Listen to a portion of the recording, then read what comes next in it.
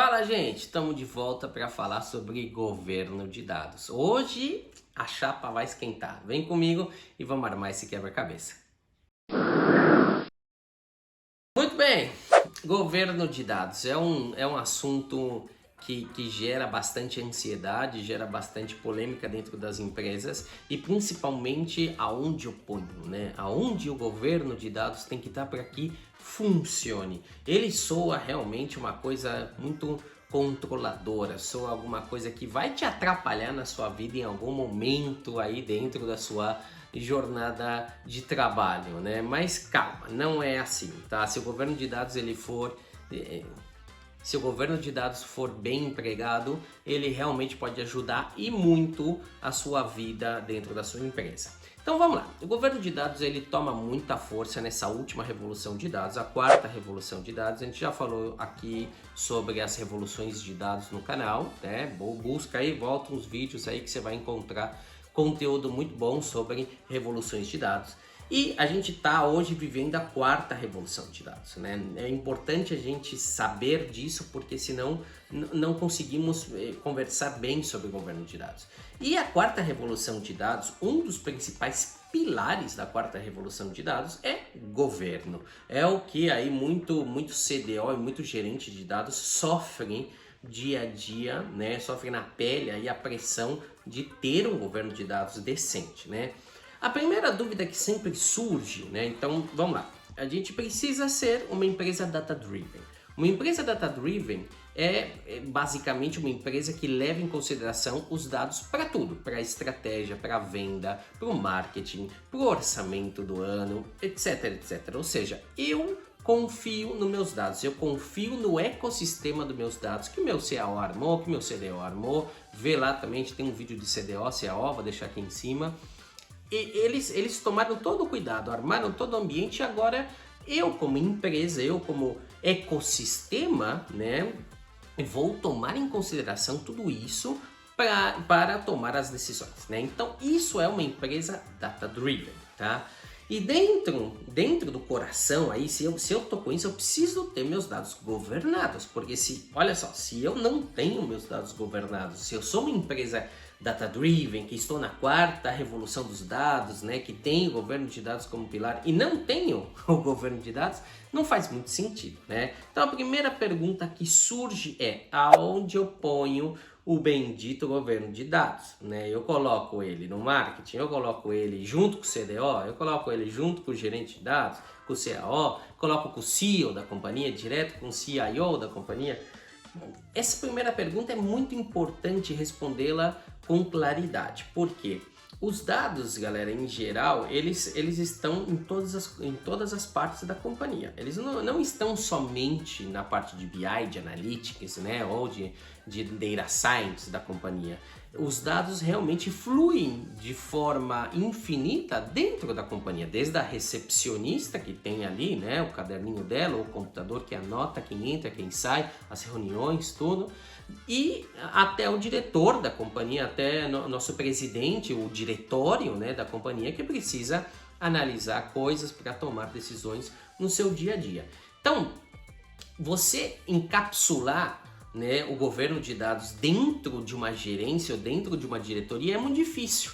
Porque você fala, pô, essa coisa aqui é global, né? Dentro do meu ecossistema é global. Então, onde eu coloco, né?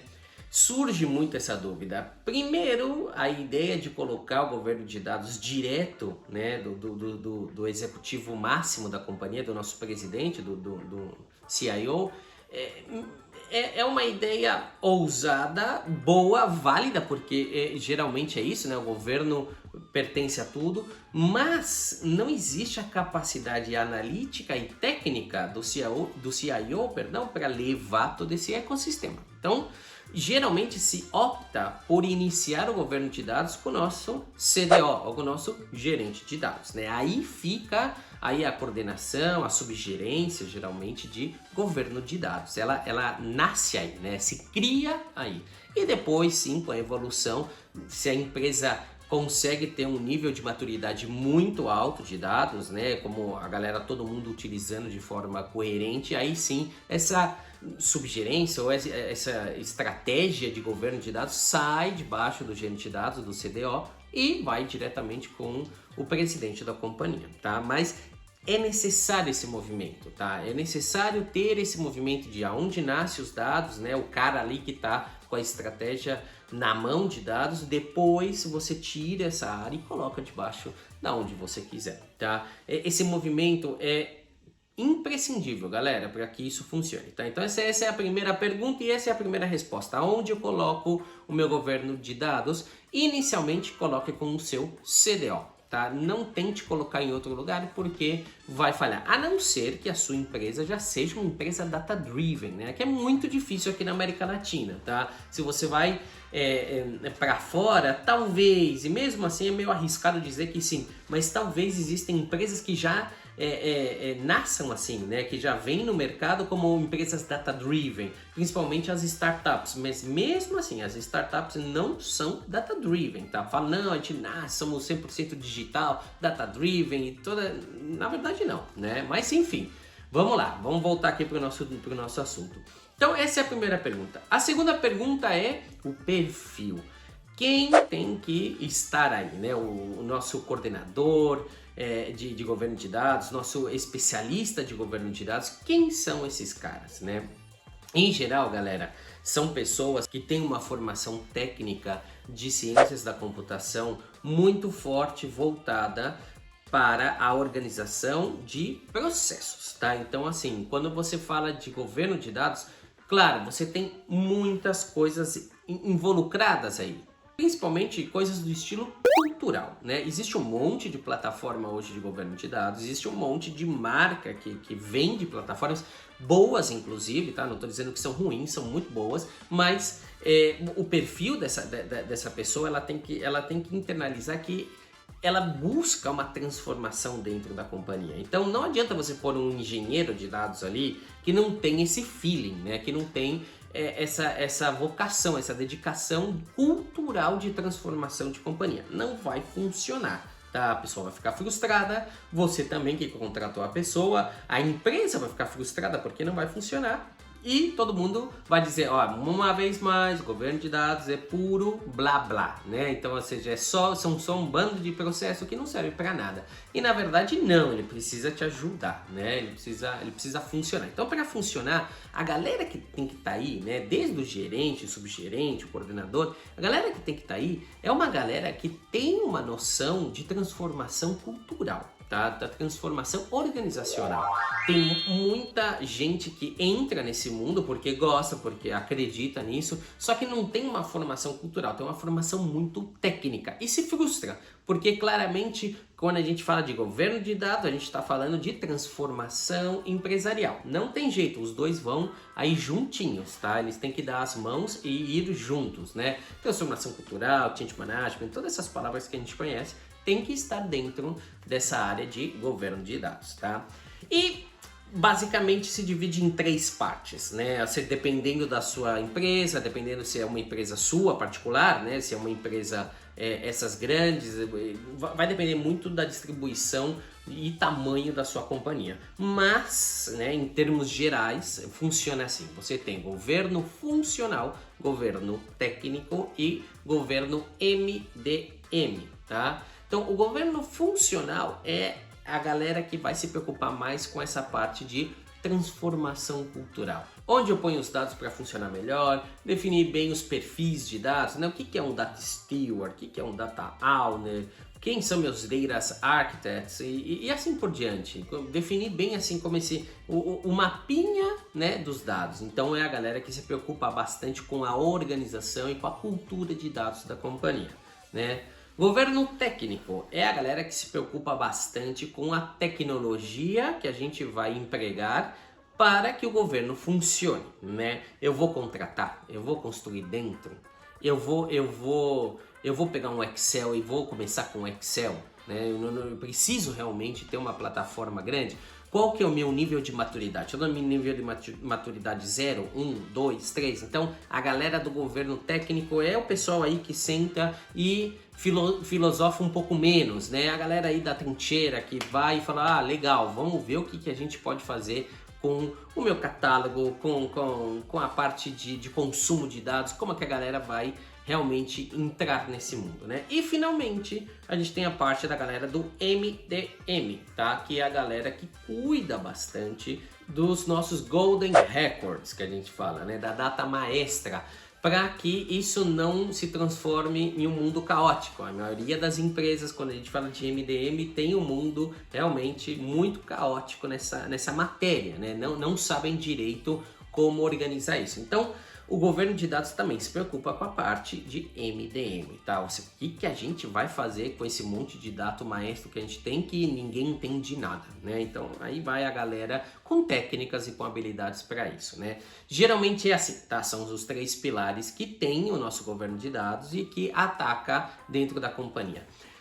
E, bom, como que funciona tudo isso, né? A gente já viu onde ele tem que ficar, a gente já viu, né, quais são os perfis, mais ou menos quais são os pilares e como funciona.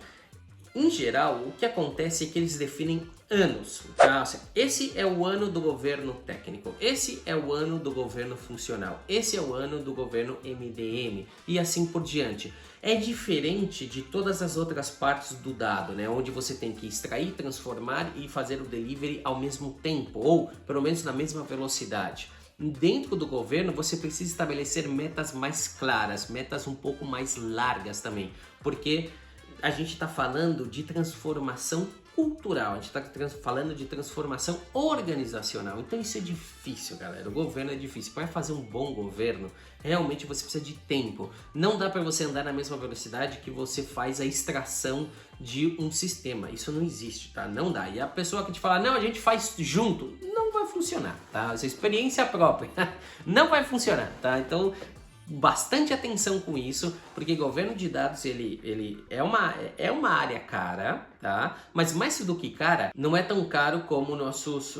analistas, como os nossos engenheiros e arquitetos, mas ele demora, a transformação do governo demora, então se torna uma área cara, né? Quando você tá vendo a conta ali, você fala, nossa, é caro. Sim, porque é largo, o caminho é realmente um pouco suado, então você precisa ter bastante paciência. E qual é, finalmente, né, assim, para chegar no final disso, qual é a minha vantagem de ter o governo de dados, né? O que eu ganho com isso? O que a companhia ganha com isso?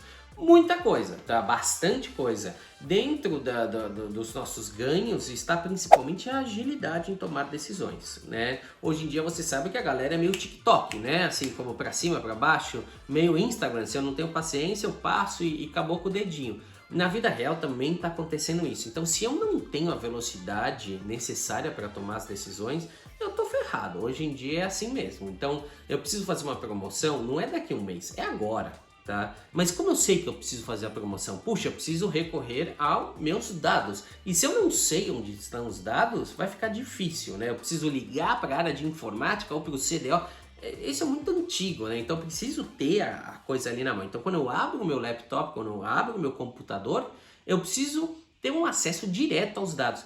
E justamente o governo de dados te proporciona isso, né? Agilidade, né? Time to market. Ali, agora, eu posso fazer uma promoção de perfume, porque a promoção de perfume tá vendendo um montão ou não tá vendendo nada e eu quero esvaziar meu estoque, então eu faço agora. Porque eu vi, eu tava ali com o meu mapa na mão e falei, ah, legal. E quem fez esse mapa? O governo de dados, tá? Ele que é responsável por agilizar toda essa construção. Outra coisa, confiança nos dados, né? Não adianta nada eu ter um data lake lindo, né? Um data mesh maravilhoso, com todos os componentes que eu gostaria lá dentro e finalmente o dado está mentindo para mim, né? Então não ter uma qualidade de dados é pior do que não ter dados, né? É preferível você tomar uma decisão de barriga, que a gente fala, né? Assim, ali no momento, na emoção, do que tomar uma decisão olhando dados que não servem, tá? Isso é pior ainda. Então, a qualidade dos dados é uma preocupação muito forte da galera de governo. Então, quando você abre seu laptop, você tem a agilidade dos dados e você fala, ah, tá, nesse dado eu confio. Esse daqui é o bicho, aqui eu vou conseguir fazer coisa boa. Então, o governo de dados também te garante a confiabilidade em todo o ecossistema do seu Data Lake, do seu Data Mesh, tá? Do seu Data Warehouse e seja lá o que você tem aí dentro da sua companhia. Então, aí já temos mais do que argumento suficiente para dizer que o governo de dados é mais do que importante, tá? O problema disso é que demora, né, galera? Como eu te falei aqui há instantes atrás, como é uma área que demora para sair a luz, né? Assim como que tem muitas etapas e muito tempo aí exigido pela equipe para que isso funcione, a galera acaba desacreditando. Mas não desacredite, o governo de dados é a solução para você se transformar em uma companhia, uma empresa data-driven de verdade, certo? Muito bom. Dentro do governo de dados você tem várias teorias. Uma delas é o livro Dama, tá? Eu vou deixar aqui o link para vocês. E outra é o CMMI, que vai fazer aí o nível de maturidade da sua empresa. Também vou deixar o link aqui para você na descrição. Se você quiser aí, pode dar uma olhada e fique à vontade, tá? Muito bom. Espero que vocês tenham gostado dessa dica de hoje. A gente se vê na próxima. Tchau.